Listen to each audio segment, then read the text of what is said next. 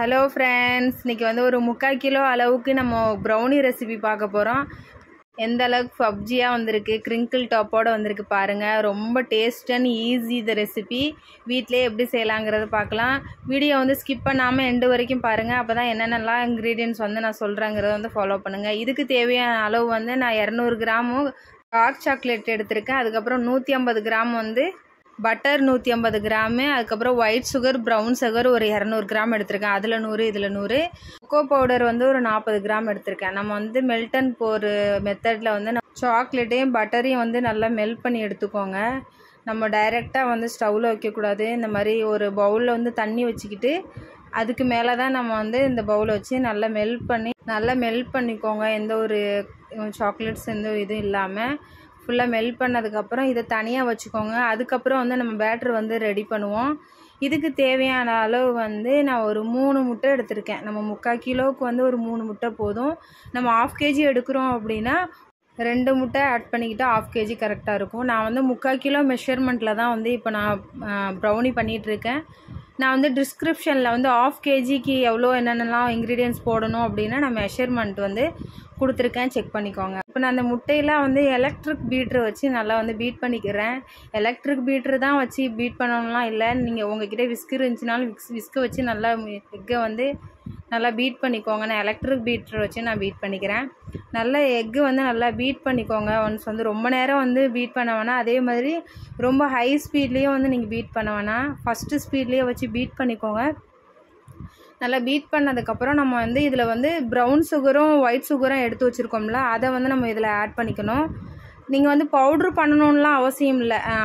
டைரெக்டாகவே நீங்கள் ஆட் பண்ணிவிட்டு ஒரு 1 மினிட் வந்து விஸ்க் வச்சு பீட்ரு வச்சு நீங்கள் பீட் பண்ணிக்கிட்டிங்கன்னா கரைஞ்சிரும். அதுக்கப்புறம் நம்ம வந்து சாக்லேட் மெல்ட் பண்ணதை வந்து ஆட் பண்ணுவோம். அதுக்கப்புறம் வந்து கேக் பேட்டரு எல்லாமே ஆட் பண்ணுவோங்கிறனால அது எல்லாமே கரைஞ்சிரும். ஒன்ஸ் வந்து நல்லா மிக்ஸ் பண்ணிவிட்டு சுகரை வந்து ஆட் பண்ணதுக்கப்புறம் ஹை ஸ்பீடு வேணாம். நம்ம ஸ்டார்டிங்கில் அந்த 1 ஸ்பீட்லேயே போட்டோம்ல, அதே மாதிரி வந்து நல்லா பீட் பண்ணி எடுத்துக்கோங்க.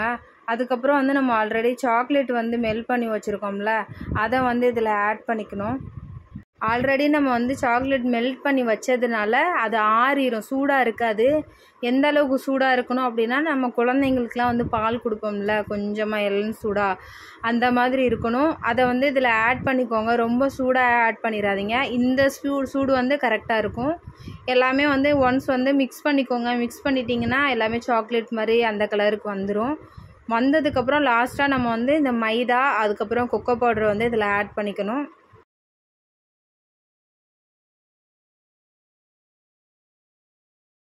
பாருங்கள், இந்த அளவுக்கு கலர் வந்துடும். மைதா வந்து நான் ஸ்டார்டிங்லேயே காட்டலை. மைதா வந்து ஒரு 130 கிராம் எடுத்துக்கோங்க. அந்த மைதாவில் ஒரு 1/2 டீஸ்பூன் அளவுக்கு பேக்கிங் பவுடரை கொஞ்சம் ஆட் பண்ணிக்கோங்க. அப்போ தான் இல்லைனா வந்து ஹார்டாக இருக்கும். நீங்கள் கொக்கோ பவுட்ரு, மைதா, அதுக்கப்புறம் பேக்கிங் பவுடர் எல்லாமே வந்து சளிச்சிட்டு நான் வந்து இதில் ஆட் பண்ணிவிட்டு நான் எலக்ட்ரிக் பீட்ரு வந்து இனி யூஸ் பண்ணலை. இந்த மாதிரி விஸ்க் வச்சு மிக்ஸ் பண்ணிக்கோங்க. இந்த அளவுக்கு கன்சிஸ்டன்சி இருக்கணும். நான் வந்து கேக் டின்னை வந்து ஆல்ரெடி ரெடி பண்ணி வச்சுருந்தேன். ஆயில் தடவி பட்டர் தடவி நான் வந்து ரெடி பண்ணி வச்சுருந்தேன். கன்சிஸ்டன்சி வந்து இந்த அளவுக்கு இருக்கணும். அப்போ தான் வந்து நம்மளுக்கு நல்லா சாஃப்ட்னஸ் கிடைக்கும். இல்லைனா வந்து அந்த கிரிங்கிள் டாப் வராது. ஓகேங்களா?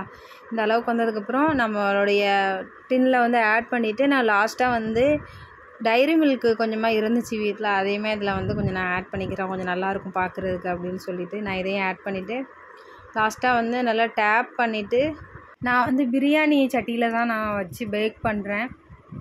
நம்ம வந்து சிம்லேயே வந்து பேக் பண்ணுறதுனால ஹை ஃப்ளேமில் வைக்காதீங்க. சிம்லேயே போட்டு ஒரு 40 மினிட்ஸ் வந்து வச்சுருங்க.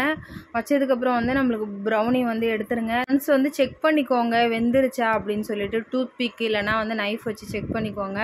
வெந்துருச்சு அப்படின்னா வந்து எடுத்துருங்க. அவ்வளோதாங்க, நம்மளுடைய ப்ரௌனி ரெசிபி ரெடி ஆயிடுச்சு. எடுத்துகிட்டு ஆறுனதுக்கப்புறம் பீசஸ் போடுங்க. கட் பண்ணுறதுக்கு அவ்வளோ கஷ்டமாக இருக்குது. அந்த அளவுக்கு சூப்பராக வந்துருந்துச்சு. வீட்டில் உள்ள குட்டீஸ் நான் வெட்டுறேன் அப்படின்னு சொல்லிட்டு வந்தாங்க. நீங்கள் வெட்டினீங்கன்னா கரெக்டாக சேஃபாக வெட்ட மாட்டீங்க அப்படின்னு சொல்லிட்டு அவங்க கையை பிடிச்சி நான் வந்து கட் பண்ணேன். பாருங்கள் எந்த அளவுக்கு கிரிங்கிள் டாப்போடு சூப்பராக வந்திருக்குன்னு. இதே மாதிரி நீங்களும் வீட்டில் ட்ரை பண்ணி பார்த்துட்டு எப்படி வந்திருக்குன்னு கமெண்ட் பண்ணுங்கள். உங்களோட ஃப்ரெண்ட்ஸ் அண்ட் ஃபேமிலிக்கு வந்து ஷேர் பண்ணுங்கள். இந்த வீடியோ பிடிச்சிருந்துச்சின்னா லைக் பண்ணுங்கள். தேங்க்யூ ஃபார் வாட்சிங். நெக்ஸ்ட் வீடியோவில் பார்க்கலாம். பாய்.